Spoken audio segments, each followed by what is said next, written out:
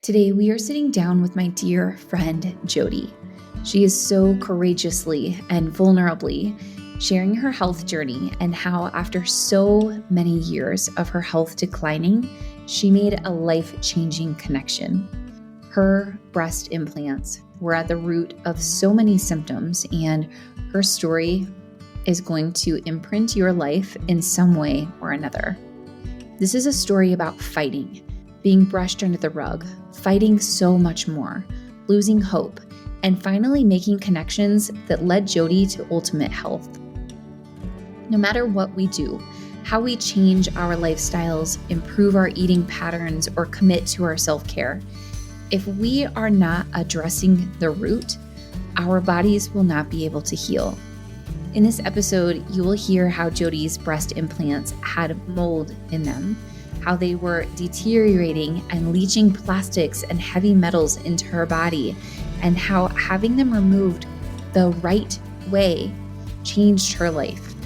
She will teach you this right way, and she shares all the resources that she mentions. We'll have them linked in the show notes for you. Also, make sure you listen all the way through the end. Jody has many talents, and her learning how to heal her body has created space for her to share her magic. This is what happens when we heal. We get to live our purposes and share our magic with the world. You matter. Your child matters. You are meant to fulfill your life purpose and love yourself enough to share it. This is possible for you. Today, you are going to be so inspired. At the end, you will get to hear the beauty in Jody's music, and she has so generously shared a discount code for you to use for her artisan earrings. I cannot wait for you to meet one of my very best friends, Jody.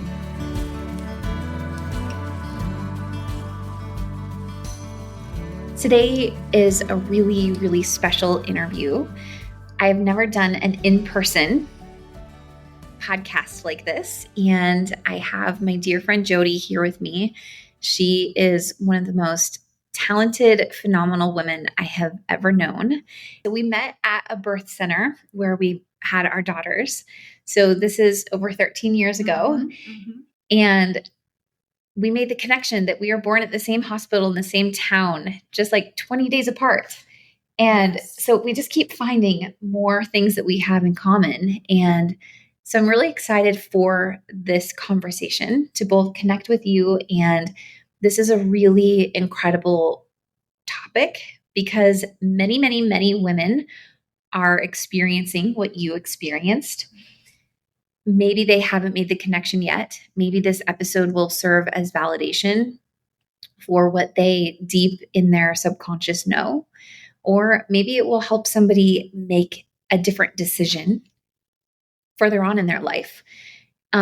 So Jody, will you please just introduce yourself and tell us who you are, and then we're going to move into your story.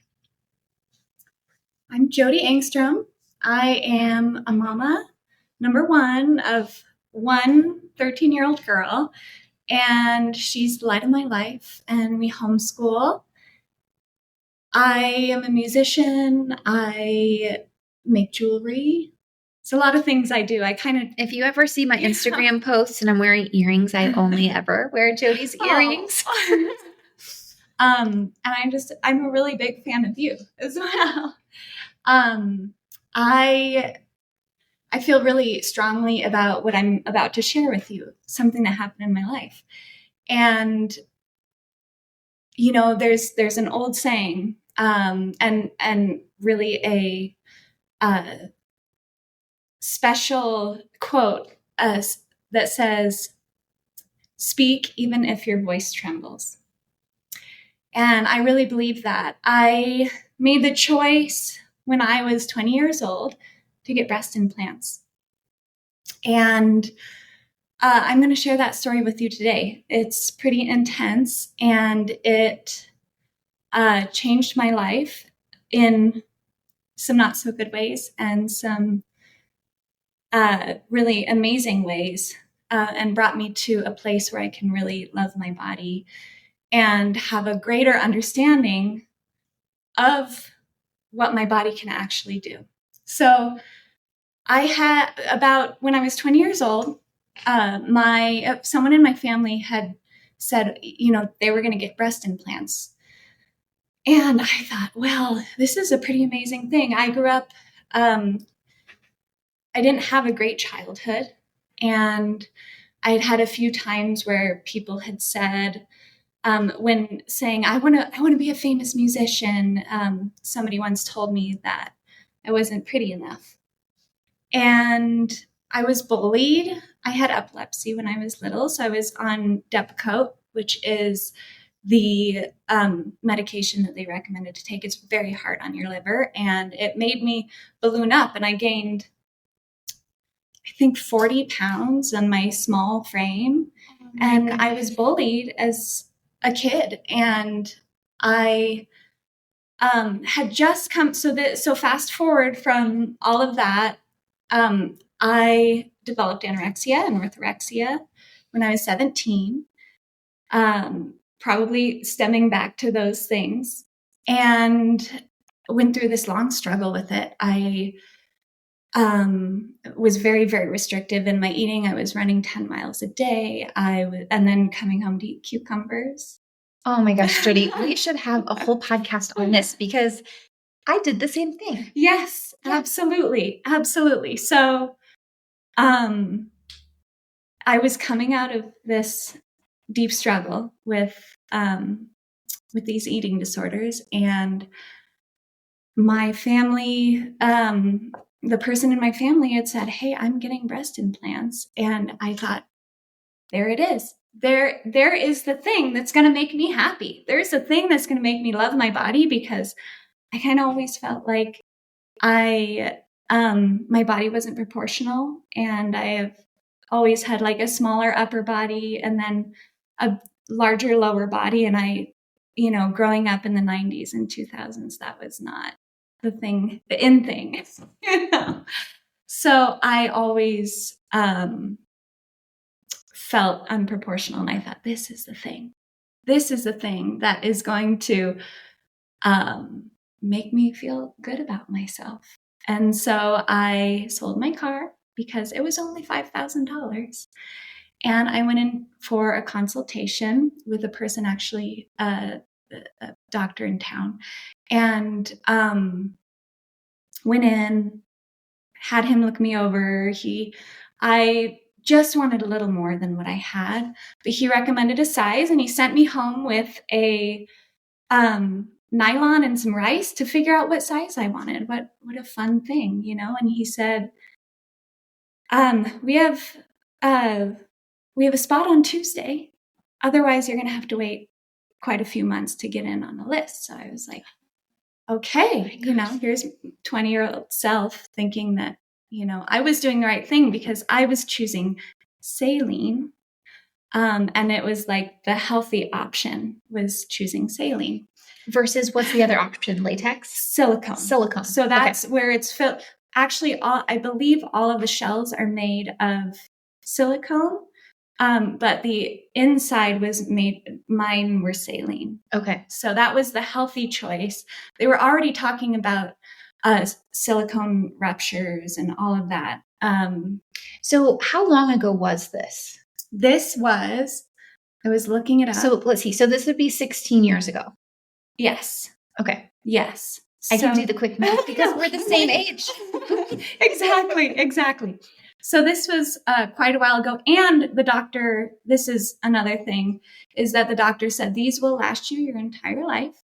Never going to have to get them replaced. And I thought, well, $5,000, never going to have to get them replaced.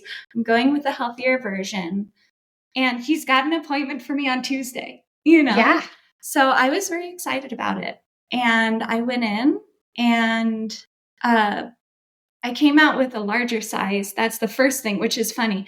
Came out with a larger size than I wanted, which actually, as you start talking to women that get implants, you'll realize that most women come out with a larger size. And the doctor, the doctor kind of makes that decision often, like, oh, well, since they're probably going to want a bigger size anyway, we'll just save them some money, and put in a larger size. So a few years later, I did really well the first few years. I was on a completely raw vegan diet at the time. And I think that helped bolster the inflammation. And I think that eating a very low inflammation diet really helped with that. But then after I had my daughter. So I just want to clarify. So yes, you're looking back, you're guessing that the implants caused inflammation in your body, but you were on a raw vegan diet that kept the inflammation down from everything else. Okay. So my body wasn't really reacting as much because I had such a healthy diet. Okay. But then about 2 years later, I just started getting this chronic fatigue. It was after I had my daughter, after I met you. And I had this crazy chronic fatigue. I mean, I didn't know it was wrong. I knew something was wrong. And just inside of me, I just knew, like, this isn't right. I know I have a young child, but everything externally chalks it up to that, right? Like, yes, you're exhausted because you're not sleeping the same, and everything is blamed on becoming a mom. When really, this is a really, really common time for women to experience a shift in their health, whether it's from implants or from anything else. Like, I was actually just listening to a podcast about women giving birth and why, like, women have the adrenaline stores that we have. And it's so that we can push our children out during birth. Yes. And those adrenaline surges are hard on our liver and it's hard on our gut microbiome. Mm-hmm. And it's natural and beautiful, but that happens. And when our liver and our gut bacteria is stressed, symptoms happen. Yes. And so I'm so excited to keep going with your story because there was also something else greatly impacting your microbiome and your liver and your whole body health that, of course, it makes so much sense that it really started to surface after giving childbirth because your body had gone through a lot to grow a baby and to give birth and now to nurture a baby. Mm-hmm. And I was breastfeeding at the time too, which in hindsight, I don't like to think about how much toxins would have gone into her breast milk, but it's, so I actually got incredibly tired and I couldn't function in daily life. There was one time that I went out on a walk with her around our little block area. I think it was like a mile walk. And I thought, I just need to get outside. I need to get in the sun. It was the middle of winter. And so she wasn't even one yet. She was, yeah, exactly. So I'm like walking around and I just feel I'm getting more and more tired as I'm walking. And I thought, this just doesn't seem right. So as I'm walking along, my legs feel like jello. Like, this is so strange to me. So I pulled the stroller over to the side of the road and my whole body was shaking. It was like I was a quarter mile from my house and I felt like I couldn't make it home. That was how tired I was. And up to this point, are you just like completely baffled of what's going on? Like, have you made any connections in your mind yet?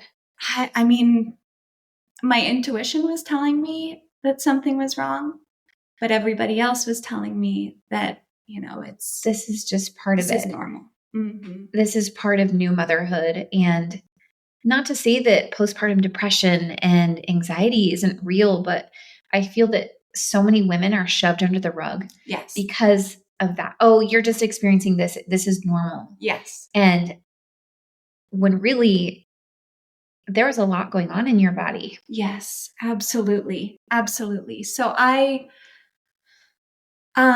quickly right after that, I went to a class that kind of changed my life, which was all about fermentation and fermented foods. And so I started on that path. I ended up teaching my own classes and I had a sauerkraut business. And those ferments helped me a lot for about 2 years. Well, I remember seeing you every single week at your most adorable fermented stand at the farmer's market. And like, that was your life. It was. Because I felt like I was helping. You were healing yourself. Yes. And it was helping other people. Exactly. So I just fell head first into that and loved it, and just had so, I felt so connected at that time. And but about 2 years later, I started having health issues again, and I couldn't figure it out. And I went to a naturopath. I ended up gaining 10 pounds in a month, and I couldn't figure it out because here I am, like, eating really healthy. I was working out at the time, and I didn't understand what was happening. And so I went to my naturopath, and she kind of went over everything with me. She did my blood panel, and I thought I had thyroid issues. And I was, being tired. And I had all the symptoms of either hypothyroidism or Hashimoto's or something like that. And so I went to my naturopath, and she got me on a dairy-free, gluten-free, egg-free, fruit-free diet.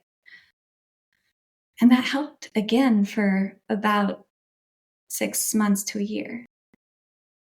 And then I had what I thought was a urinary tract infection, which I've had quite a bit in my younger years and struggled with that. So I, tried to fight it naturally, like I always do. And I, had my cranberry juice, and I had my D-mannose and all of these things that I would always use. And it just kept getting worse. And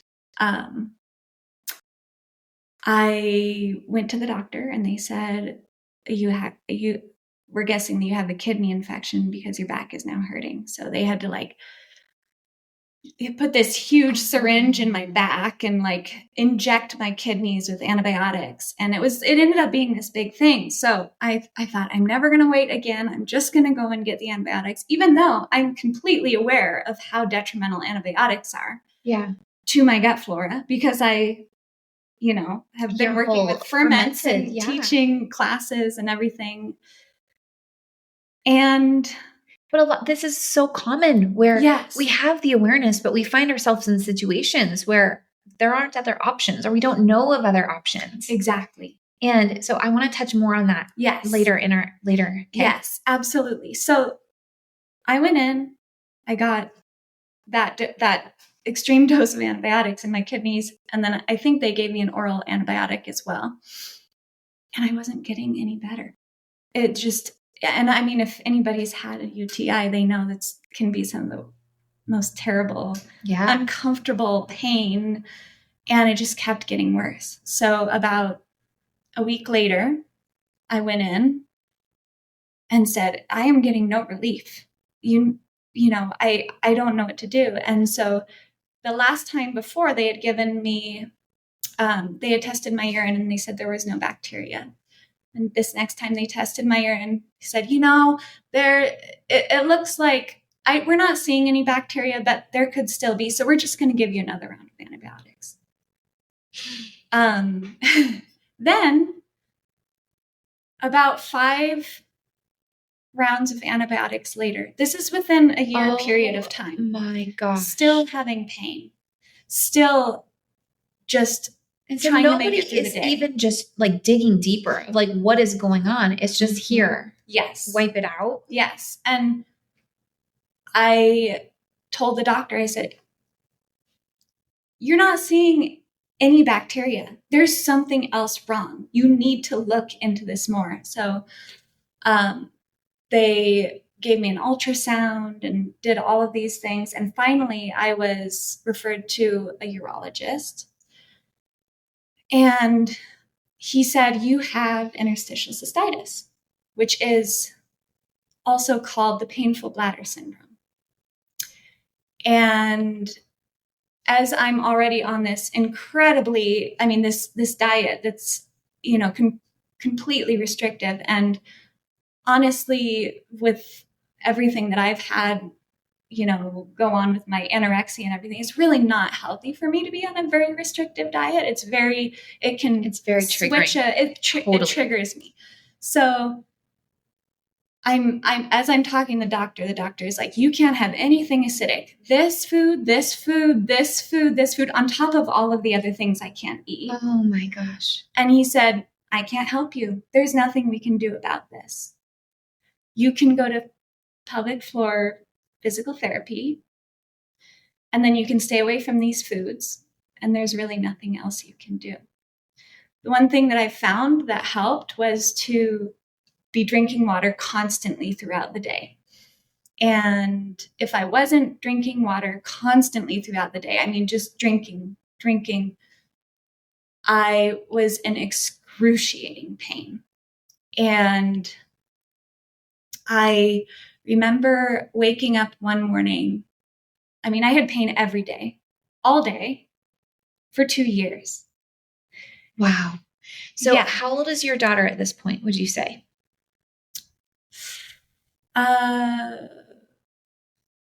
Probably 8. Okay. And I'm not able to be the mother that I want to be for her. I'm not able to be the wife that I would like to be for my husband. And by this point, had you stopped your fermentation business? I had.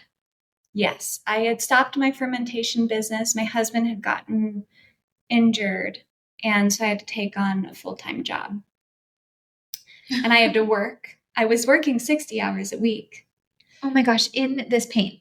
In this pain, and I would go home and cry in bed because I was in so much pain.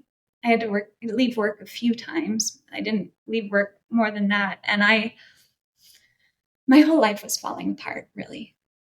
And in the midst of this too, I think this is about the time that you guys moved into a new little home and completely renovated. Yes. We down to nothing. Yes, completely renovated the I'm house. thinking back to this, Jody, and I just want to wrap you in the biggest hug because, and any listeners, because we as women, holy shit, we take on so much.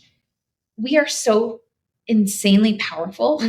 Yes. And I just want to acknowledge you. Thank you. Because living in a pain like that is debilitating, and it's hard enough to just have to take care of yourself. But to be a mom and to provide for your family and renovate a home and work 60 hours a week is beyond what any woman should do in their healthiest of times, right? Yes. And I say should lightly because not as judgment, but just as acknowledgement that you are a superwoman. And even furthermore, because you have, we're going to keep hearing your story, but you've since learned how to heal your body and how to work less and how to take care of yourself and love yourself. And so going from this extreme,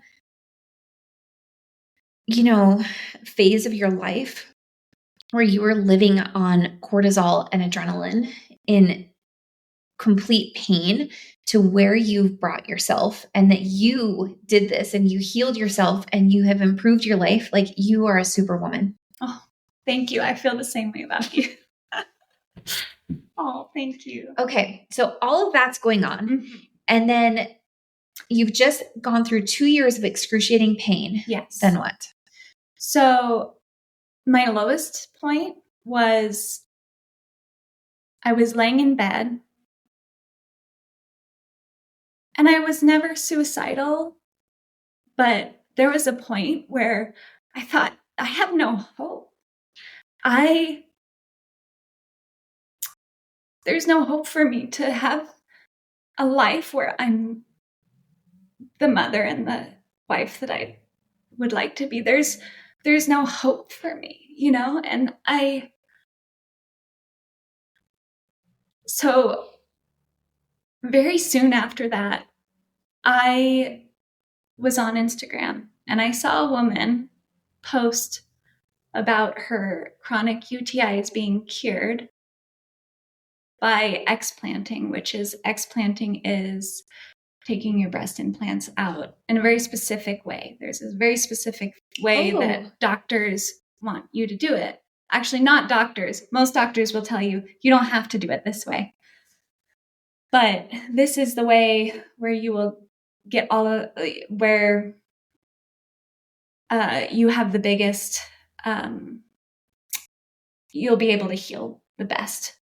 And before we move into this, I just want to thank you for your vulnerability, because no matter what symptom someone is living with, it's so easy for us to lose hope. yes. And I know that I was there so many times with my son, and nobody had answers and nobody knew how to help. And we are just given Band-Aid after Band-Aid after Band-Aid. And it is so easy to lose hope. Yes. And if this podcast, not just this episode, but all 90 plus episodes now, if all they do for someone is share hope that healing really is possible, then this podcast is successful, because every person who comes on, it is a story of healing. Yes. Even when you had tried and done everything and you finally learned how to heal. And so thank you for being vulnerable. Of course. Like I said, I mean, I'm not a great public speaker, but I think that the story needs to be shared, because that one woman that I don't even know who it was, honestly, that posted on Instagram, that woman made the difference in my life, because I thought, well, if she's having chronic UTIs, you never thought like that my breast implants could have in any way made me have a UTI or interstitial cystitis or any or being tired, right? Sure. So I am eternally grateful for her. And I have always been very open about my story, because I thought if I can make the difference in one person's life the way that she made in mine, I wish I knew who it was so I could thank her, you know? Well, this is how I thank her. Well, you're paying it forward, because it's hearing other people's stories that help us connect our own dots, because sadly enough, our system is not designed to do that. Our system is designed to medicate us. Yes. And like I had to go to the doctor and say, no, this is not cutting it. And you were still just given. And so, okay, so you've now made this connection. Yes. Oh my gosh, could this be connected to my breast implants? Yes. What happened? So I fall into this rabbit hole of women online that are having health issues, pretty much all the same symptoms I was having from their breast implants. At the time, there was 10,000 people on this Facebook group. Oh my gosh. And so when is this? What year is this? Because it has grown and changed so much. I think it was in 2009. I was trying to find out all of my timelines. So like 2009. And this Facebook group is called Breast Implant Illness and Healing by Nicole. So breast implant illness and healing. Okay. And after I'll get that information from you, and I'm going to put links to everything that we talk about in the show notes, so that this can be really easy for anybody listening. Yes.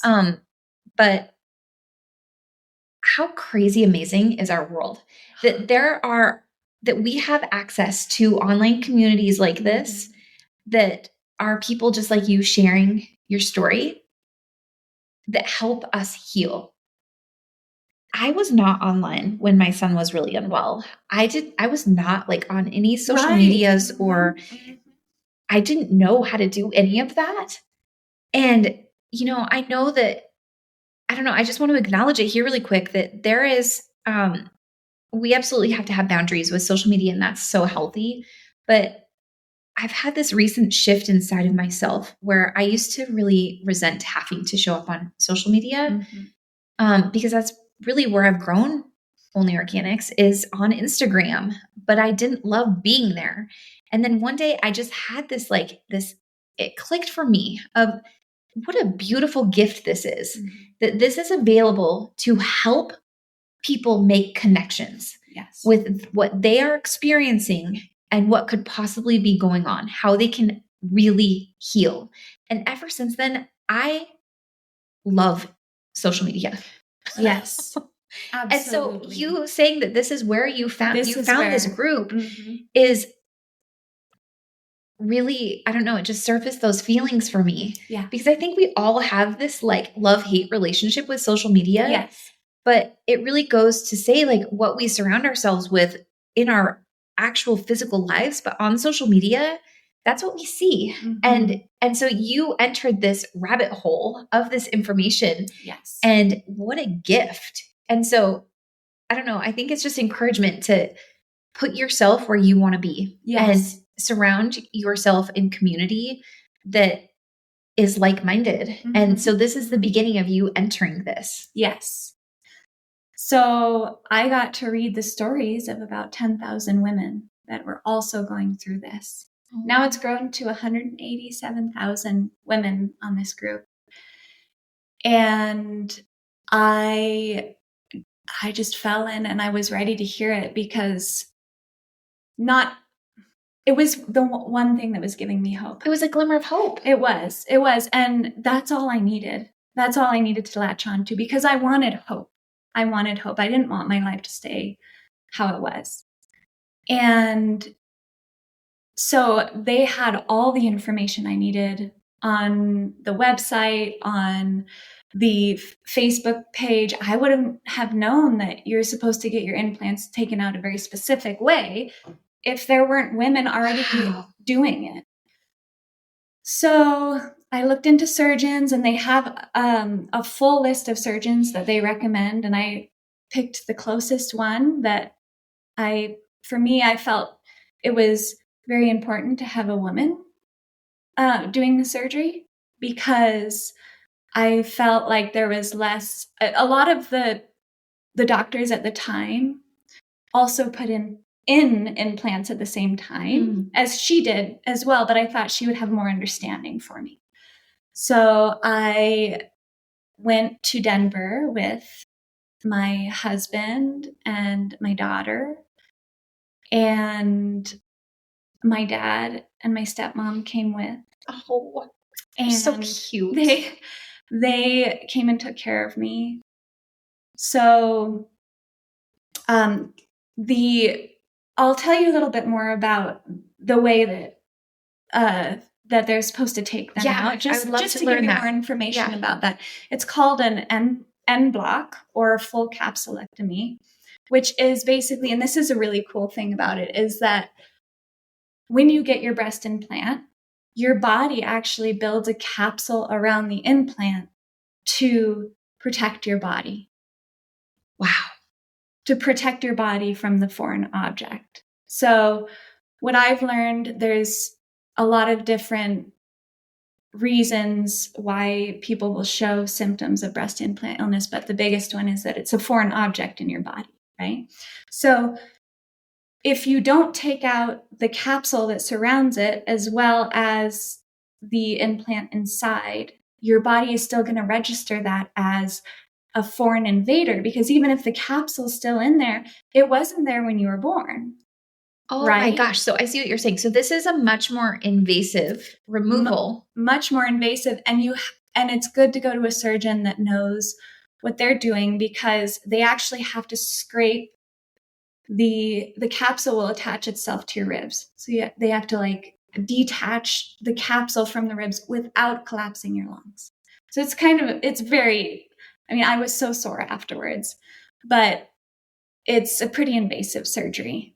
Wow. Yeah. So you have to pick the right surgeon. And so I went to Denver, and I wasn't sure if this was going to help me, but I knew that I didn't want to. They had started to recommend removing the breast implants and putting new ones in every 10 years. And I knew I didn't want to do that. So I knew that they were going to have to come out either way. And I just remember I was so scared. And I went in, And I saw all these beautiful women that were just taking care of me. This wonderful surgeon, and all of these women were like riding on into the operating room. And I just had a heart full of gratitude that these women were going to give me hope, that these women they've gone through so many years of schooling, and they've invested so much into this for this moment to give me just a tiny little glimmer of hope. And I just said, thank you, thank you, thank you, until, until I went to sleep. I wish you could see this. I'm in tears.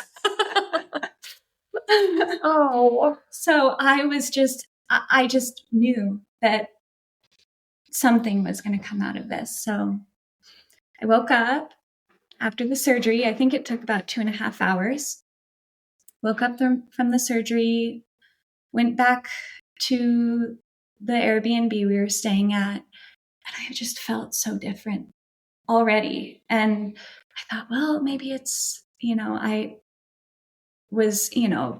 on probably, pain. I had a pain block, so that might be, what's helping. But I just felt so different. Like my whole body, I felt like there was a weight lifted off of my chest. I felt like so amazing. Even though I just had a major surgery. Yeah. I felt better than I did before I went in. So, 7 days later, after getting my implants out. Now, remember, I have not had a pain-free day in 2 years.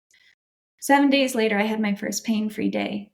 Oh I my didn't have any gosh. bladder pain whatsoever. I was on cloud 9, just feeling like this. But I was also like not wanting to bank everything on that, because I was like, I don't know, maybe that was just a fluke. Sure. Well, sometimes when we get that hope, it's scary to attach our healing to it, because what if it goes away? Exactly. And so I have a question. My mind is telling me that you told me there was mold. Is this true? This is true. This is true. So I got always request to get your implants back, because they won't give them to you unless you ask for them. I asked for mine, and mine had mold inside of the saline, which you would think, how is that even possible? But I had mold inside of the saline, and the shell, which also, by the way, contains so many amounts of toxins and heavy metals and everything. The shell had actually started to decompose. Like there were spots where, like, I think my body had broken down the shell of the implant. So here's like my detox pathways, my bladder, right, is cleaning out all of these toxins and these mold toxins and everything that my body's dealing with for 10 years. Is wow, just crazy. Wow.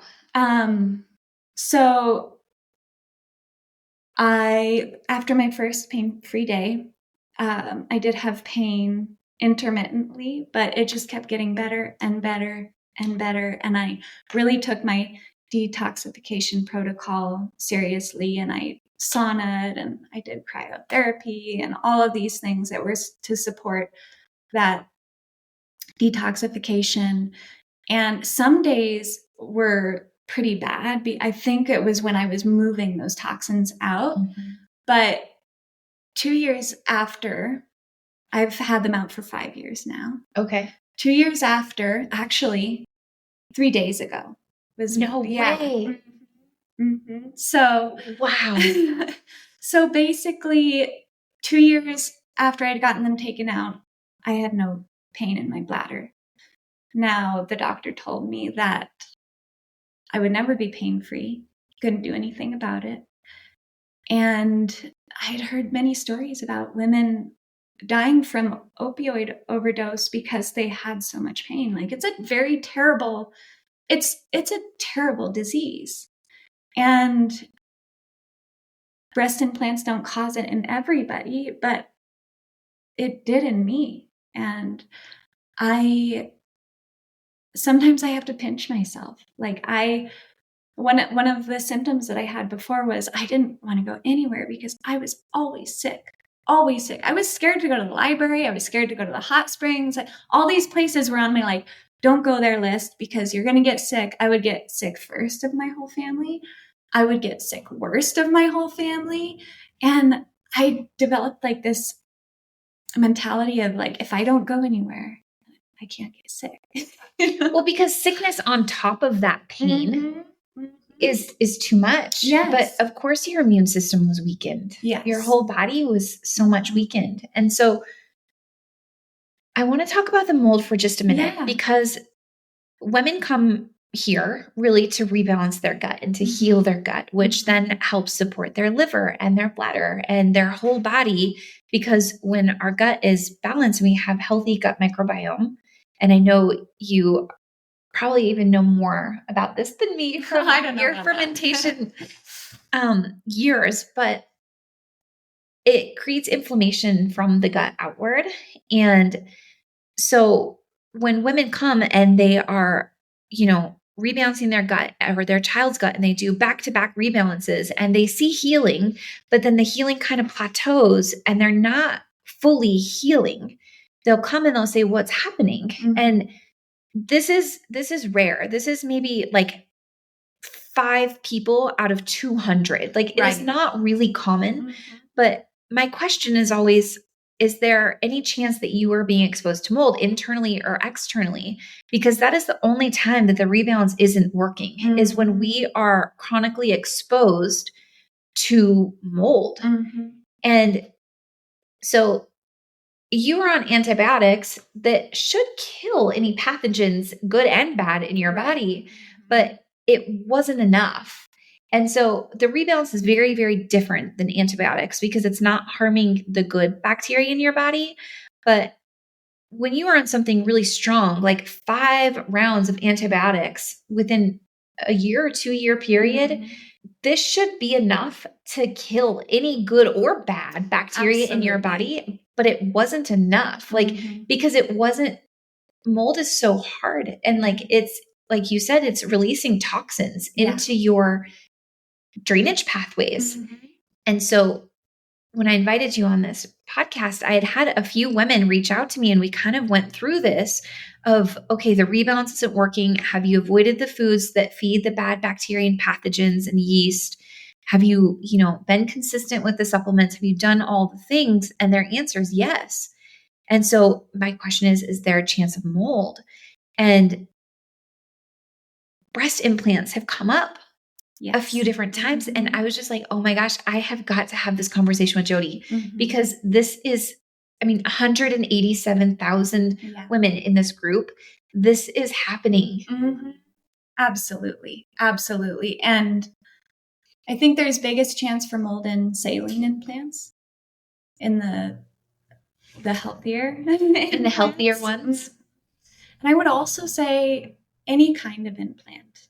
I was just going to say that too. Like it's not just breast, it's implant anywhere inside your body. Of course. And it's your body is going to create that casing no matter where you have that implant. Yes. And I think breast implants, because they're plastic, are the very worst. But if you're having health issues that you don't know where they're stemming from, you're doing everything right, and you just can't find health, start looking into things like that. Root canals and implants.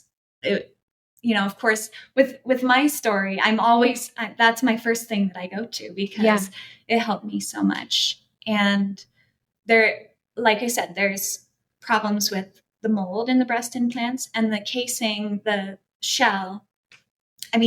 People will build up. Also, if you have a specific gene that you can't detoxify properly, you're not going to be able to detox out those heavy metals that are in that shell, right? Yeah. So there's all of these different things that can play into it, but breast implants are definitely worse, and we don't need them. Now, of course, some people have to get implants, but I really believe that at least people should know. Because nobody tells you that. Sure. Well, and this is like a really interesting perspective too, because, some women will get breast cancer and they'll get a mastectomy. Yes. And culturally it's, well, get some implants. Mm-hmm. Your body has just fought for its life. Yes. And so absolutely no judgment here. I'm just hoping to really like raise awareness around this of like, we as women are so freaking beautiful. Yes. And I can't wait to move into the love that you found for yourself since mm-hmm. this journey. Mm-hmm. And our boobs are not what make us magnificent. Absolutely. And so I don't know, like if you're listening and you just need to hear this, maybe you've just had a mastectomy and you're considering, or you know that this is coming. You are beautiful because you are you, yes. Not because you're breasts. And if you are in a position where you are making this choice, look inward and not culturally. Yes. And I will tell you that as much as I thought those breast implants were going to make me love myself, I don't love myself anymore because I actually didn't like them the whole time I had them in. Really?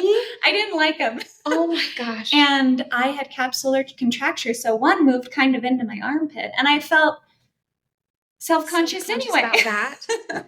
Oh my gosh. Well, and I mean, so many people do go into implants like with the intention of loving themselves more. Yes. Which I did. Which you did. Mm-hmm.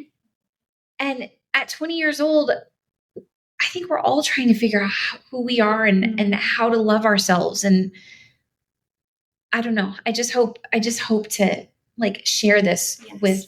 with everybody listening. And so tell me since then, what has happened in your life? Well, I've been forced to really get clear with myself and realize that everything that I do has, a direct effect on my health. And now I have my health back. I mean, like I was saying, I was sick all the time, scared to go anywhere. And I think in 5 years since I've had them out, I think I've been sick twice. Oh my gosh. During a pandemic, even just twice. Mm-hmm. Yeah, we went through a pandemic and I've been sick twice. Isn't that wild to think about if yes. you hadn't healed before the pandemic? Yes. I think about that all the time. And I'm healthier than I was at 19 before I got them put in. I'm just, I have so much energy. I'm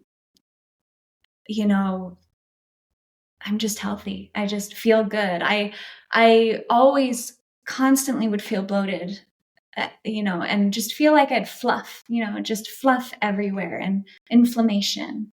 And I don't feel like that at all anymore. I can eat anything. I choose to eat healthy foods, but I can eat anything. Wow. I mean, you have completely healed your body. Which has also helped me heal my mind. Yeah. Because I'm not having to be on these crazy restrictive diets, constantly trying to turn off the trigger of the anorexia. And, because those things, they never completely go away. Well, it's addiction in its own form. Mm-hmm. Mm-hmm. And it's part of you. Once you have gone through that, like it doesn't go away. Right. And it is so crazy easily triggered. Yes. Like, I have a friend who talks about intermittent fasting a lot and doing like a keto diet with intermittent fasting. And I was really intrigued to learn about this. There's a book where it connects intermittent fasting and like keto diet with a woman's cycle. Mm-hmm. And I have since, my mind gets really excited to just learn new ways of living. Like I just love learning, even if I'm not planning to do it myself. But as I'm learning, and especially, I support a lot of women through Only Organics, and food is brought up a lot. Like, what do you think about this and this and this? And I'm always sharing just as a friend and like what I've learned for myself. But instantly it was just like, oh my gosh, this would like trigger my anorexia like crazy. And like, I could be really damn good at that because of the anorexia that lives deep inside of me. Yeah. And I'll just say it on here. I am not following either of those or doing any of that, but it was just intriguing to me because I am all about cyclical living and I love learning different ways to support our menstrual cycles and connecting everything we do to our menstrual cycle. And so I was interested to learn how those forms of eating can be connected. But that's a whole other conversation. But going to say, you get to live free from those triggers. Completely free. And it's really helped me heal my relationship with my body. I really had to completely accept my body for what it was and how beautiful it is and how strong. I mean, I feel like, those 2 years and before that my immune system was just getting a workout. And now it's just like, it can fight anything. It really is amazing what your body can do. And just giving my body gratitude for everything that I've put it through and to just give it love and really be grateful to, really my journey too, because I wouldn't be here sharing this with you if I hadn't gone through this. And hopefully it makes a difference. And if you hadn't gone through this, you wouldn't be in love with yourself this way. Absolutely. You wouldn't be this healthy because you wouldn't have learned all the tools that you learned over those really hard years. Yes. And now you get to live as your very best self physically and emotionally. Yes. And how beautiful that your daughter's been on this journey with you and she has been part of all of this. And I know that we are very similar in our mothering approach, and like, she knows all of it and she has been part of all of it. And she, like, what a gift for your daughter and for all of our daughters that we get to lead by example. Okay. I'm trying to think if there's anything else that one thing I forgot that I want to touch on before we wrap up is, what have you done to, like, I know that your daughter did a children's gut rebalance kit. Have you done anything to really like heal your microbiome following all of this? And like, have you reincorporated fermented foods? Because I remember actually talking many years ago that your body started to reject them. It did. That's something I forgot. And so I know that you're able to eat and do everything now. Yes. But what was this like detox and healing like for you?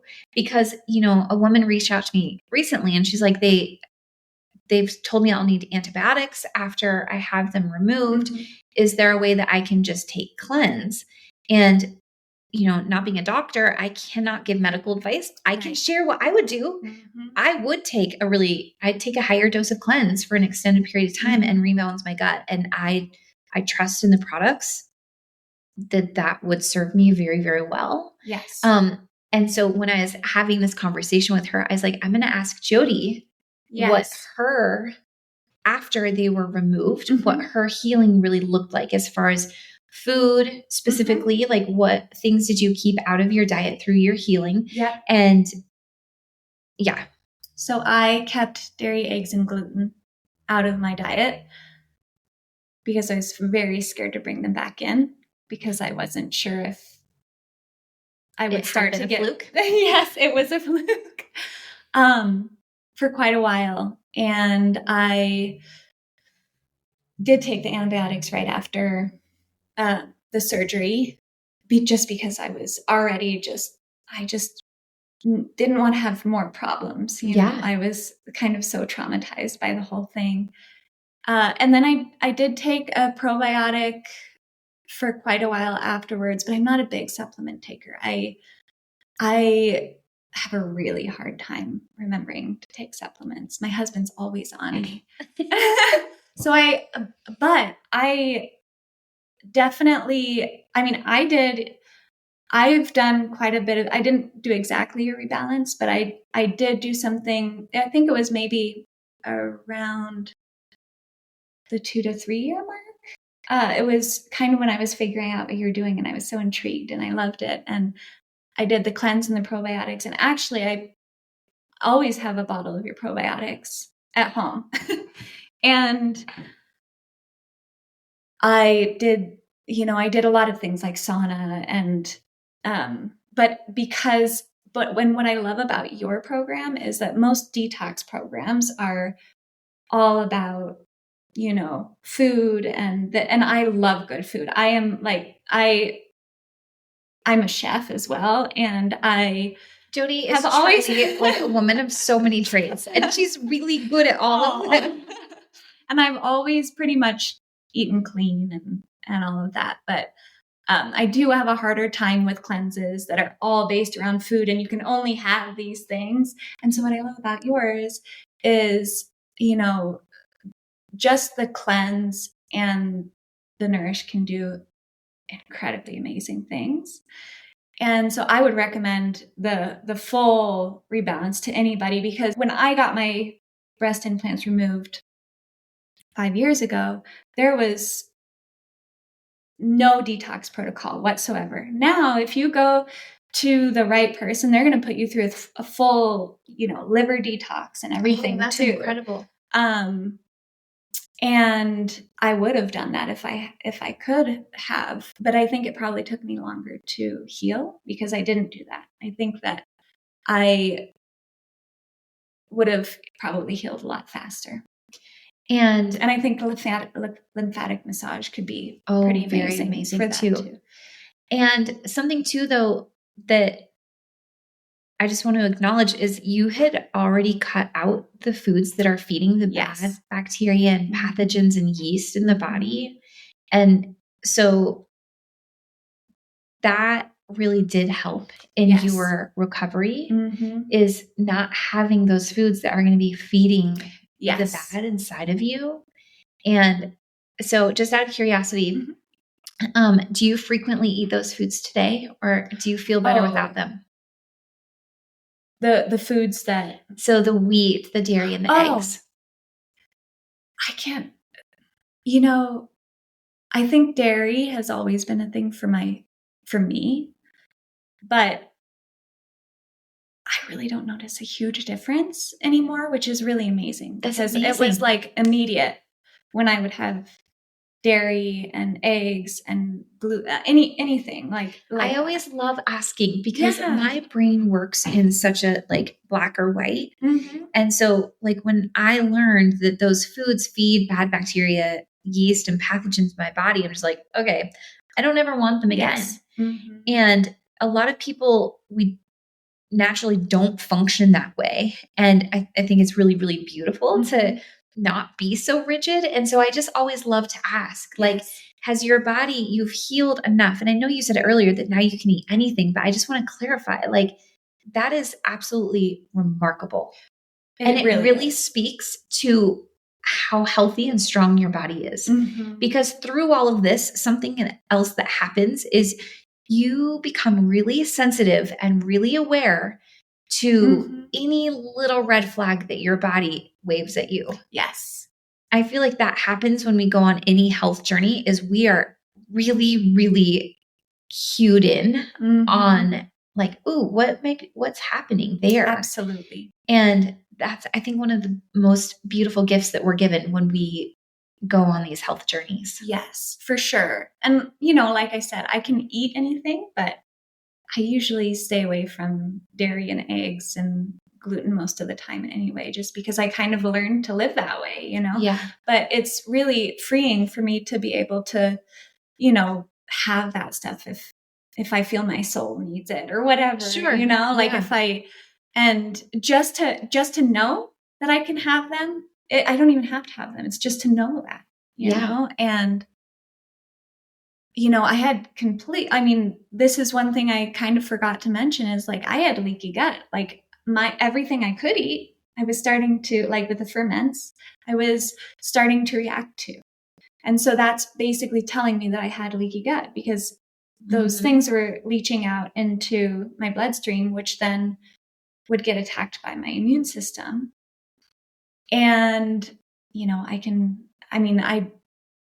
the ferments are amazing. I got so much help from them. And I still ferment and make, water kefir and sauerkraut and everything to this day. And it's such a big part of my diet. And so I think that will show you too, like how reactive my immune system was, that I was actually like some of the healthiest food you can eat, I was reacting to. Wow. Mm-hmm. Okay, Jody, is there anything else? I think we covered everything. Yeah, I have like this whole list of things that we can put in the notes, in the show notes. Okay. To give any more information, and so you can connect also people to resources, and I'll share your information if that's okay. Yes, and I'm happy to talk to anybody. Okay. If anybody wants to reach out, I didn't have somebody that there was no podcast talking about this. So I would like read people's stories, but I didn't really have a real voice to talk to me.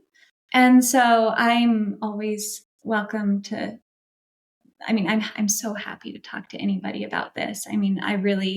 This has just changed, my life. It gave me life. Your life back and made it better. Yes. Thank you so much, Jody. Thank you. Wow.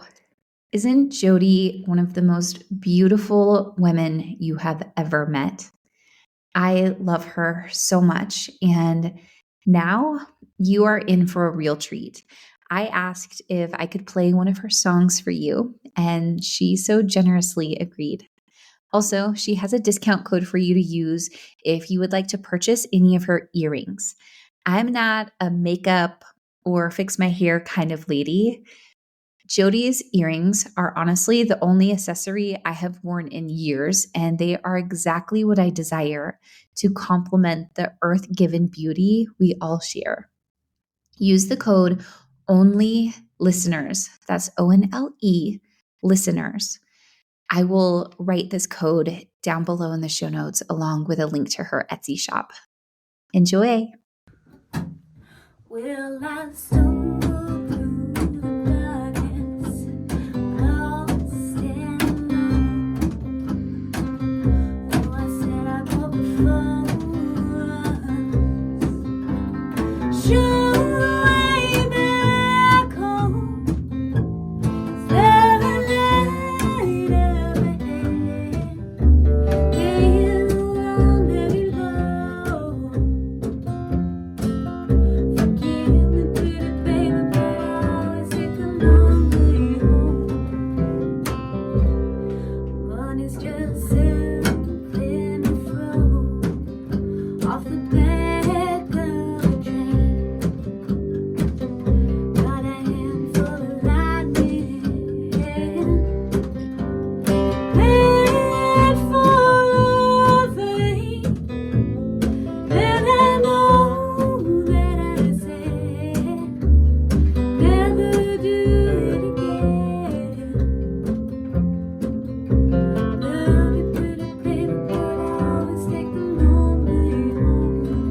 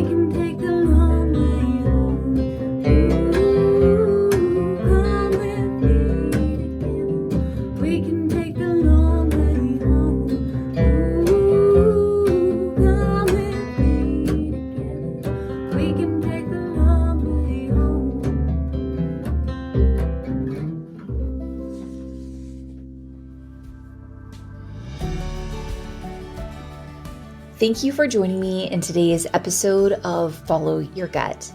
If we don't know each other, I'm Juniper Bennett.